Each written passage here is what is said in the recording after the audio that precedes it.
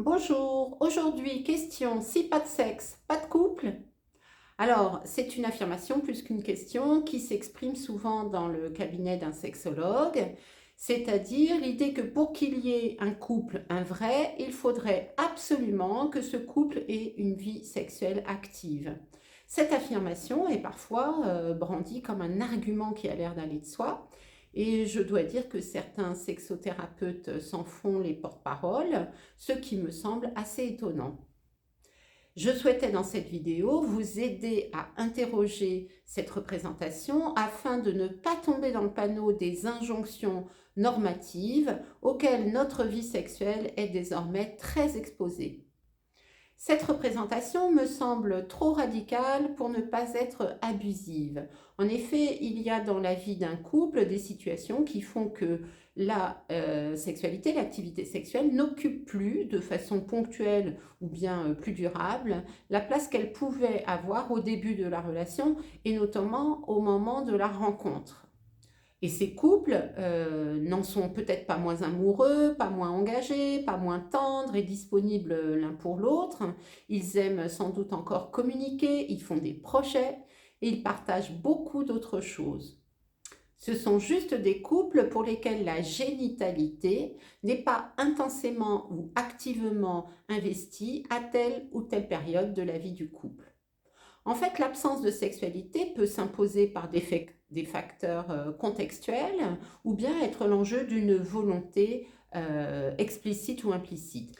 Il existe différentes raisons de renégocier la place de la sexualité dans la vie d'un sujet et également dans la vie d'un couple. Et en fait, il me semble que questionner ces raisons est plus intéressant que de s'en remettre à une affirmation aussi radicale que celle qui consiste à décréter qu'un couple sans sexualité n'est pas un vrai couple.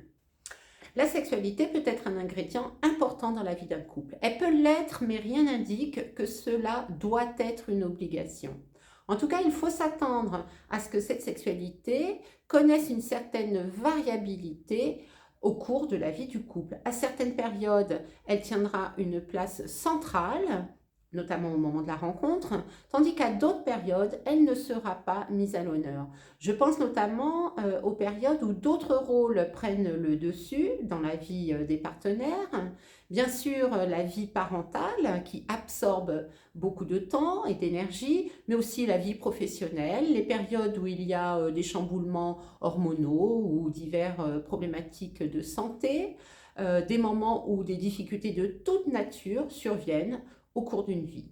Et plus globalement, une fois que la relation est bien établie et que la conquête a eu lieu, que les deux partenaires se connaissent intimement et sont pris dans la routine qu'ils partagent, eh bien, il n'est pas complètement inattendu que la sexualité soit moins intensément investie qu'au début de la relation.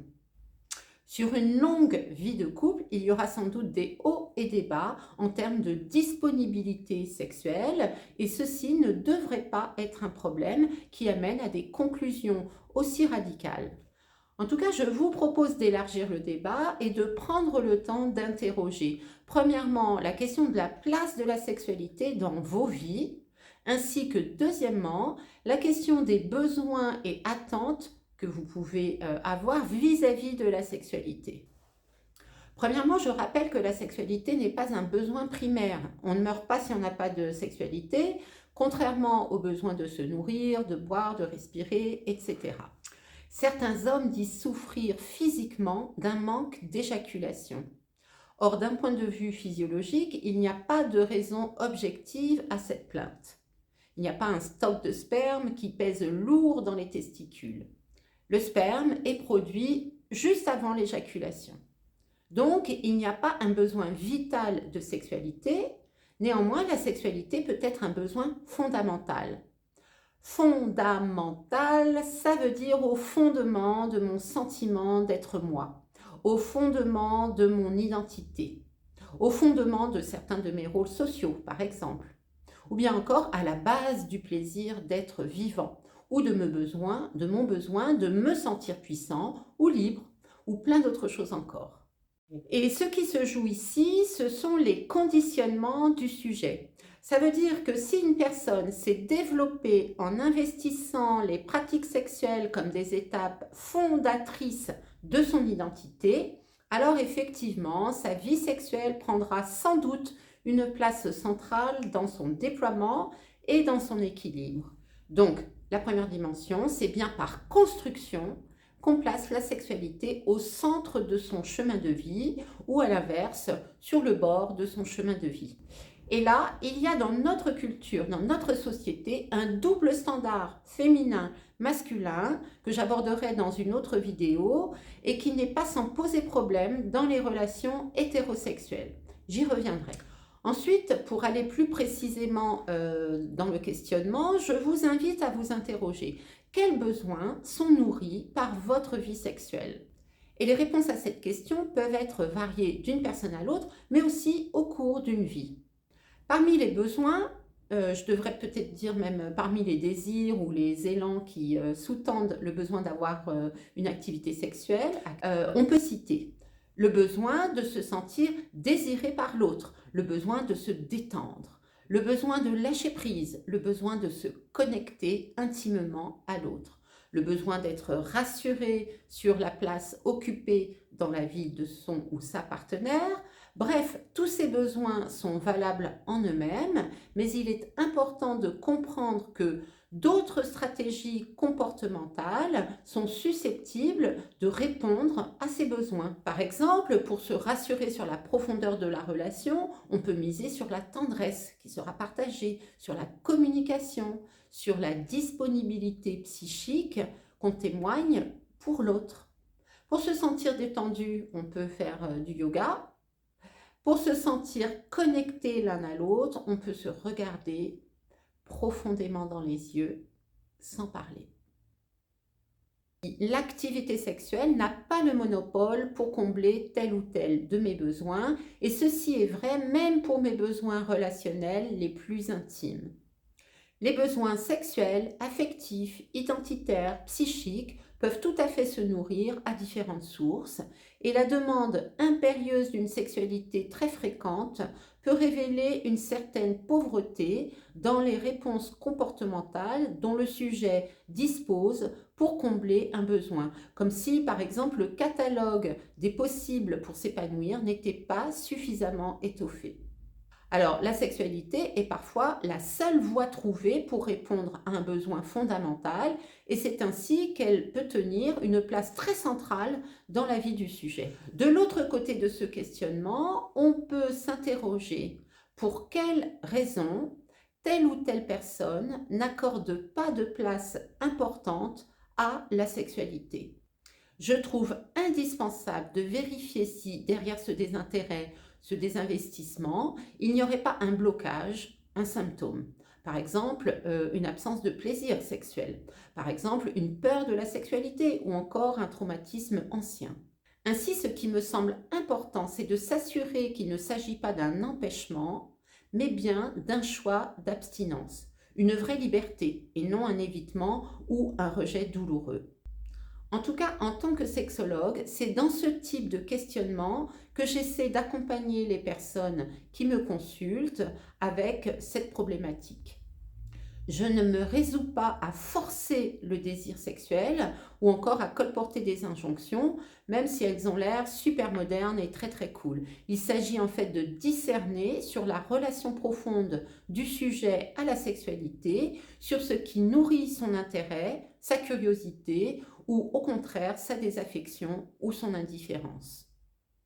Bien sûr, si la personne a envie d'améliorer son désir sexuel, alors on peut y travailler et je propose dans ces cas une approche sexothérapeutique très intéressante afin de booster le désir sexuel. Au passage, les plaintes auprès du sexologue pour un trouble du désir sexuel sont très répandues et représentent environ 30% des motivations de consultation. Pour conclure, je dirais volontiers qu'il est faux de dire si pas de sexe, pas de couple. Le couple se construit sur beaucoup d'autres dimensions à côté de la sexualité Et si un couple compense l'absence de vie sexuelle par une profonde connexion affective, par une communication riche et authentique, et surtout par une disponibilité psychique de qualité pour porter des projets communs, alors il fait bien plus couple que beaucoup de couples ayant une vie sexuelle active, mais qui ne partageraient pas toutes les dimensions que je viens de citer.